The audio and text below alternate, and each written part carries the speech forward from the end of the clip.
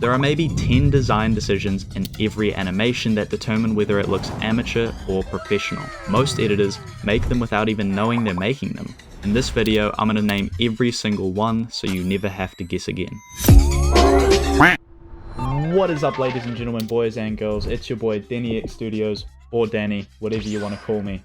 And over the past 4 months, I've gained over 20,000 followers with video editing. 40,000 if you include my Instagram that got banned. And in today's video, you're going to learn the exact design principles I use to get there. And real quick, if you like any of these videos, I want you to punish that subscribe button for being a bad boy. I'm trying to get to 10k subs by the end of July and make you a better video editor along the way. Anyways, let's get started. In today's tutorial, we're going to be making this beautiful UI, and then I'm going to show you how I animate it at the end. We're going to break down the decisions on why I designed it like this, and it's going to be a nice, a nice little card for you to use for your edits. So before we get started, you're obviously going to need to make a comp and a solid. If you don't know how to do that yet, I'm just going to have to ask you to go watch one of my other videos because I've said it like a million times. But let's start building out the UI. So let's grab the rectangle tool, the rounded rectangle tool, and let's make a rectangle like this. Doesn't have to be perfect. Increase the roundness a little bit. We now have this beautiful, sexy, stunning rectangle. Once you've imported your picture, just scale it down until it fits in the rectangle, and go toggle switches dash modes and track mat it to the rectangle. You can center it a little bit just so that the face is in the middle. And boom, we now have my beautiful face in the middle of all that. So the main idea with UI design and making it look super clean is that every element has one job, and that is to direct the viewer's attention to what matters the most. So the first thing is the username. Grab the text tool, type out your username, scale it up a little bit, and make sure it is centered. We're gonna put it up here and scale it like that. Then we'll have that little active symbol. Make sure it's centered in the UI. Grab the ellipse tool, make a little circle, and make it green. Like that. So right here, I'm going to build out the rest of the elements. I'm not going to put them anywhere specifically because we'll talk about that soon. Just use the basic rectangle, ellipse, and text tools. So it's at this point that you might be asking, Danny, what the fuck is this? This is the ugliest thing I think I've ever seen in my entire life. But wait, we're about to cook. So the one concept that you guys should learn is called visual hierarchy. Basically, the stuff at the top should be bigger and easier to read so that the person reads that first and then goes down in order. So the order here would be my face, it's in the center, takes it up most of the space, then it goes username, active, and then the stuff down here. So to do that, we need to make this text slightly bigger and then make this a lot smaller so that it doesn't attract as much attention. Same with this stuff down here.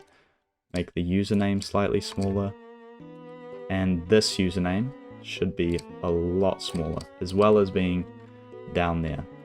That's a lot better, but still straight ass. The next thing is typography. What weight of the font are you using is very important in UI design. So this font should be bold. It should be the main thing that everybody's looking at. So we make it bold and center it in the UI. The active text should be regular.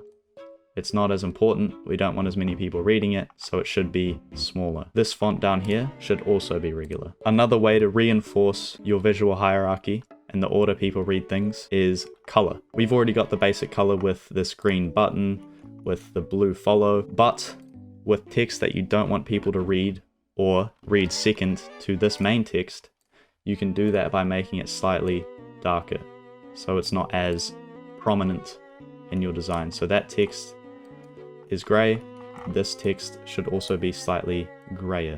With color, the brighter something is, the more attention that certain element has.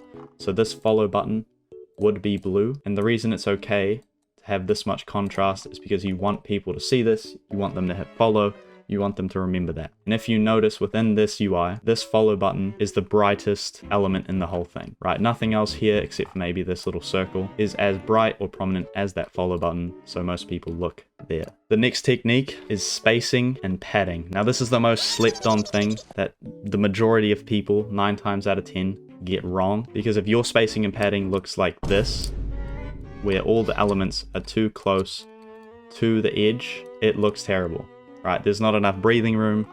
It does not look satisfactory, and people who learn from me should not make UI like this, otherwise I'm gonna slap you. So with padding, the general rule is that you want the distance from here to be equal to this and this.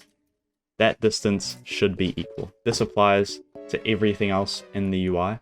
So this needs to be further down so that the distance from here to here is the same as the distance from here to here.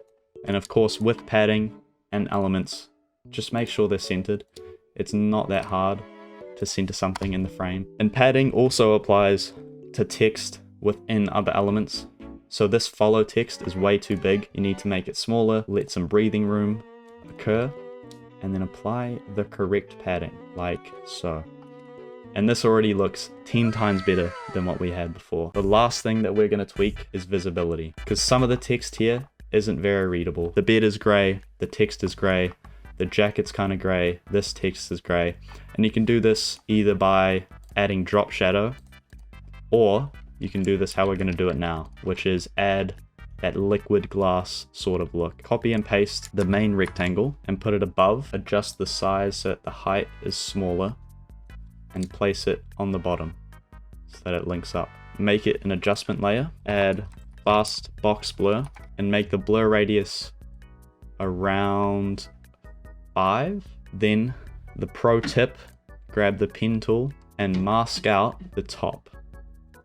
As you can see, this edge is still a little sharp. People can tell, like, that's clearly just a mask. You know, it looks not great. So expand the height of the shape so that it's like this. Maybe drag it up a little bit so that it syncs up to the edge. This mask needs to be feathered. So go mask and press feather. And you should see that the edge starts to blend a little bit, around 100. And boom, I'm gonna adjust it so that it's slightly lower. And as you can see, the text down here is now 1,000,000 times more readable. We can even turn it up a little bit so that we make sure they can read that. Another little thing we could do is add curves to the adjustment layer and bring this line down a little bit so it's darker. That just increases the visibility a little bit more. And with that, we're finally done designing and we can get into the fun part, which is making it move. First things first, I'm the realist. Add size and roundness keyframes to the background rectangle. Space it out by about 8 keyframes and decrease the height so that it's a little pill. Decrease the roundness. Add opacity keyframes to the photo, going from 100 to 0. And I'm just gonna change the fill color of the rectangle. Okay. Add position and opacity keyframes to the adjustment layer we made earlier. Drag it up and make opacity 0. Add more position and opacity keyframes to the username, active, and little circle. Drag it up and make opacity 0. Now click on the remaining layers that we're going to keep for the next bit. Drag them up and center it in the little rectangle that we adjusted. Add tint to the username, going from 0 to 100, and make the tint black. Copy the tint effect to the handle and make it slightly more gray. I'm just going to adjust the width of the rectangle, and your animation should look like this. Select the main username, circle, and active layers, and track matte them to the background. Highlight all the keyframes, and add this graph right here, and now it's much smoother. Highlight all the layers we're going to keep, add bounce to the position, and then raise the right handle up a little bit. This is good, but there's still a little bit too much bounce, so I'm going to decrease the amplitude to 35. Add bounce to the size keyframes on the main rectangle, and lift up the y-axis handle. I'm also going to make amplitude 35 on this layer. Then we can start to stagger the keyframes, and you should have the initial animation. I'm just going to add some camera movement. You can look at my last tutorial to see how I do this. Makes it a lot more engaging, super duper lit, cool, sick.